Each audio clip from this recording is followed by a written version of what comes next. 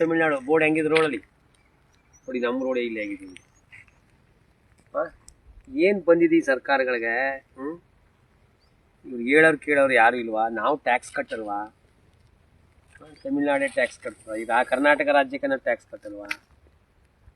ಅಂತರ ಗಡಿಗಳು ಇವು. ತಮಿಳ್ನಾಡು ಕರ್ನಾಟಕದ ಭಾಗದಲ್ಲಿ ಹೆಂಗಿರ್ಬೇಕು ಗಡಿ ಪ್ರದೇಶಗಳು?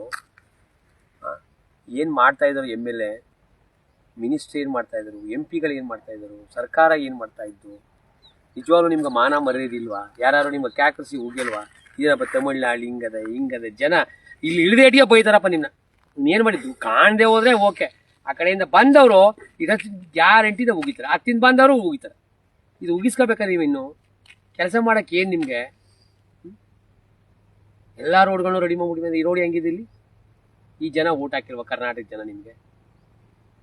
ನಿಜವಾಗ್ಲೂ ಈ ಥರ ಎಲ್ಲ ಆದರೆ ನಾವು ಇದೆಲ್ಲ ಸಹಿಸಲ್ಲಪ್ಪ. ಹಾಗಾಗಿ ನೀವು ಆದಷ್ಟು ಬೇಗ ಜಿಲ್ಲಾಡಳಿತ ಈ ಭಾಗದ MLAಗೆ ಈ ರೋಡ್ನ ಮಾಡಬೇಕು ಅಂತ ನಾವು ಒತ್ತಾಯಿಸ್ತೀನಿ. ಇಲ್ಲಾಂದರೆ ನಾವು ಒಂದು ದೊಡ್ಡ ಹೋರಾಟನ ಮಾಡಬೇಕಾಗ್ತದೆ.